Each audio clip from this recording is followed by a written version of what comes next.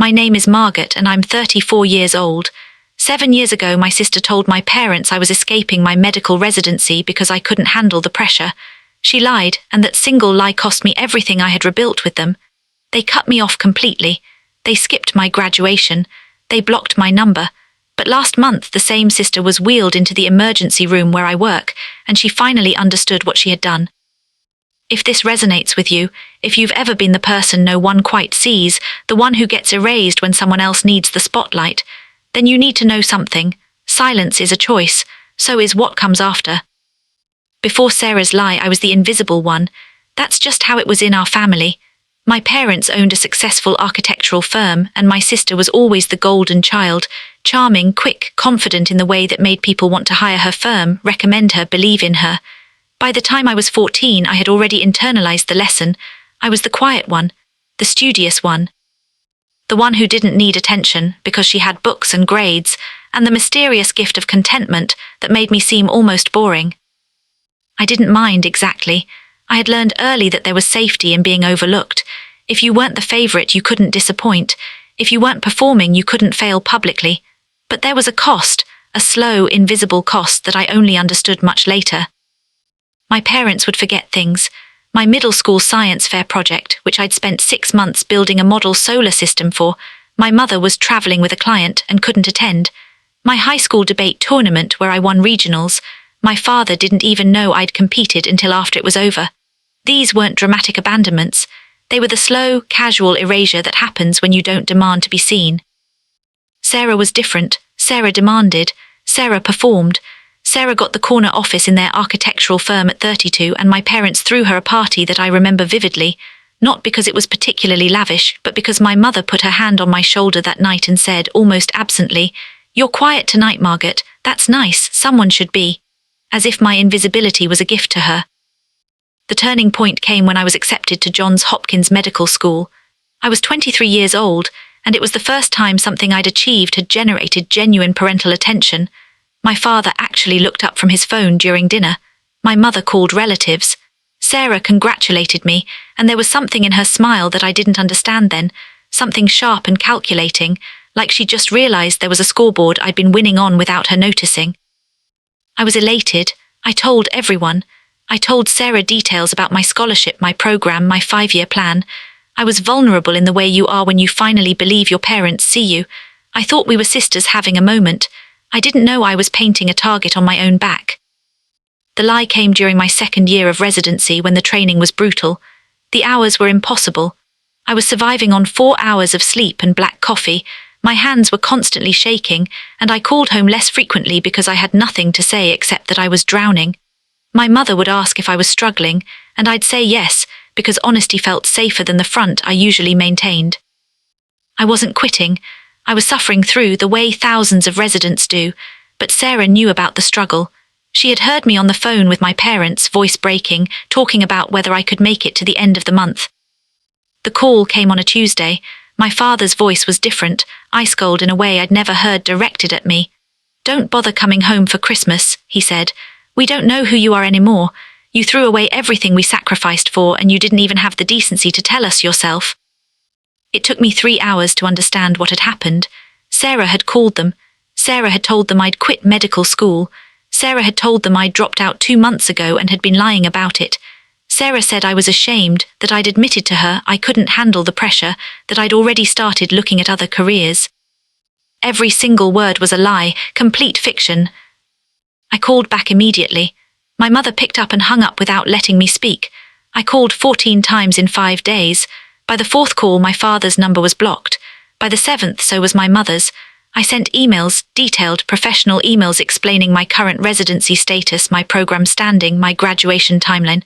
The emails went to a Gmail account they apparently checked sporadically because I got a single, brutal response. "We don't believe you. Sarah was very clear about your situation. Please don't contact us until you're ready to tell the truth." There was documentation. I printed my residency letter from Johns Hopkins. I got the program director to write a letter. I requested official transcripts showing my active enrollment.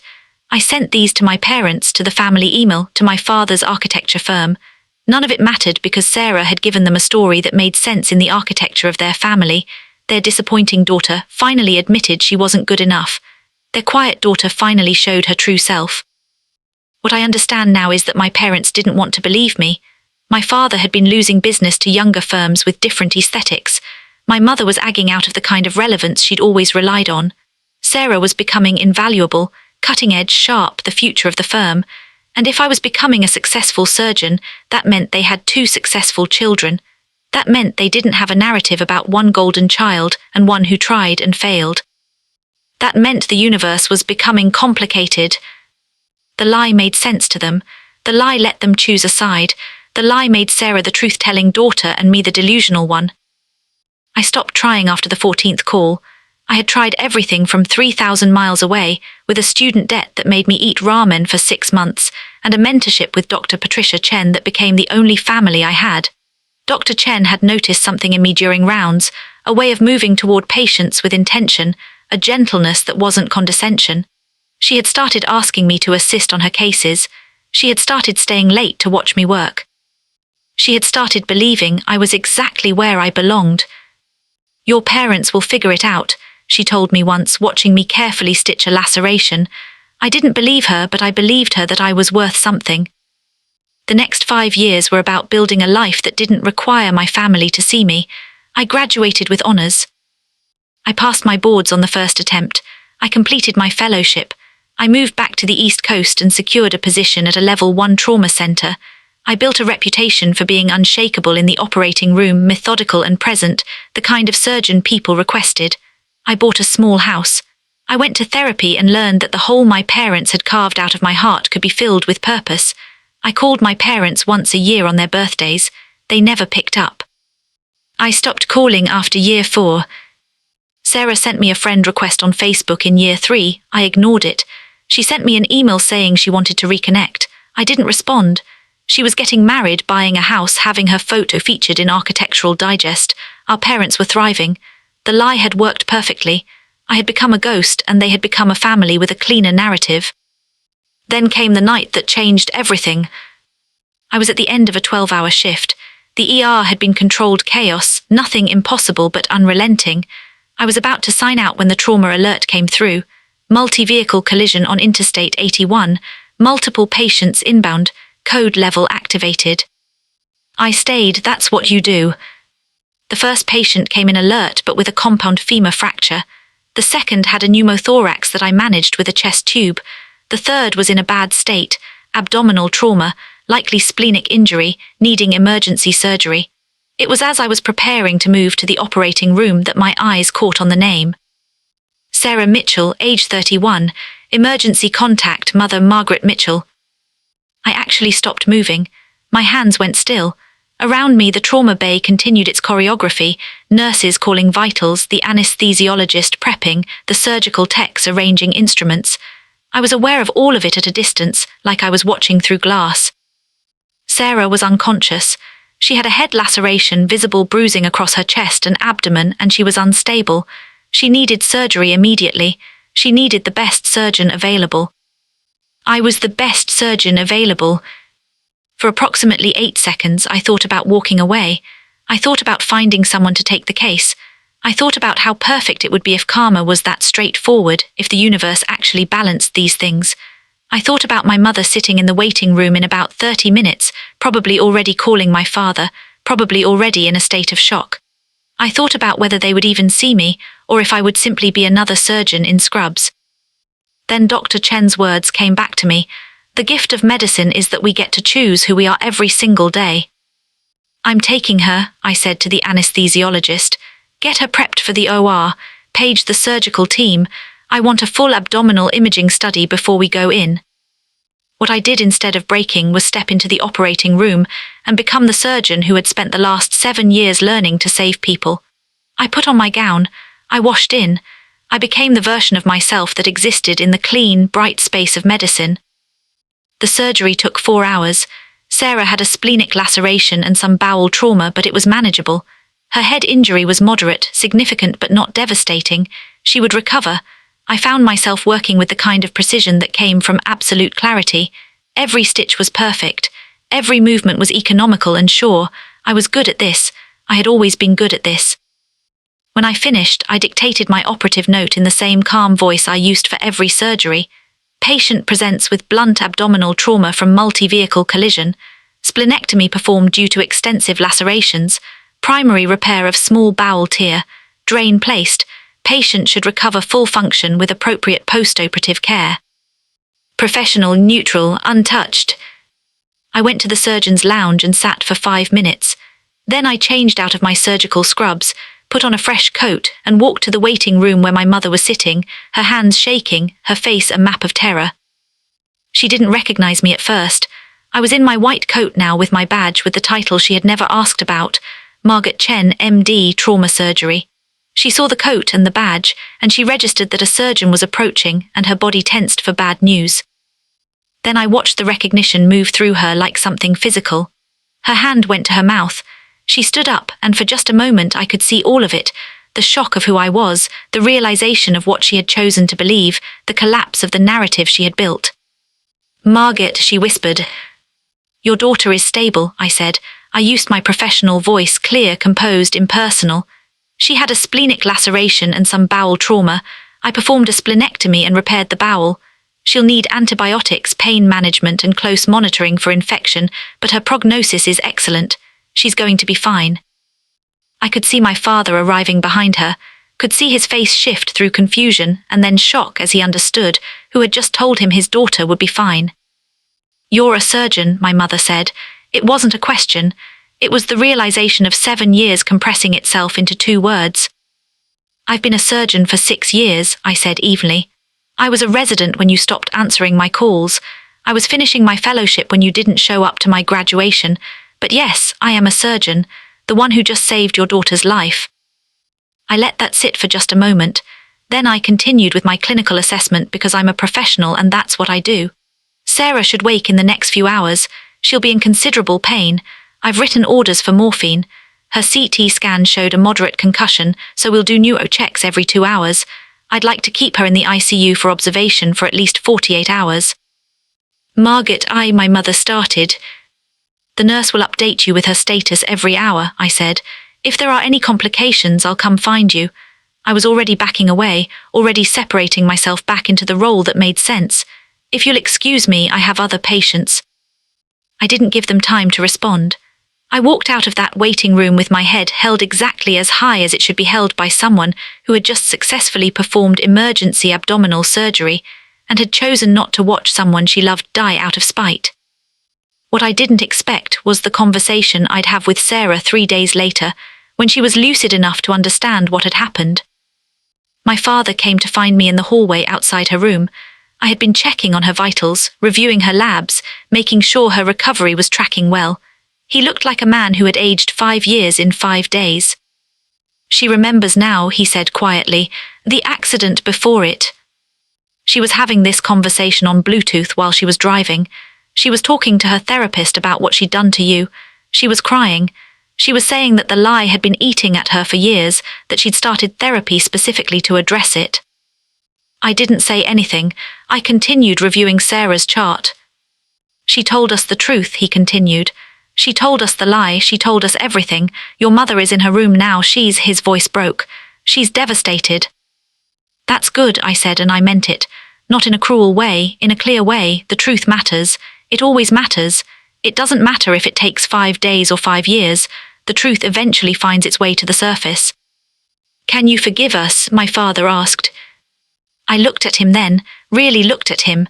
I saw the man who had raised me, who had overlooked me, who had chosen a comfortable lie over his own daughter. I saw the father who had failed me.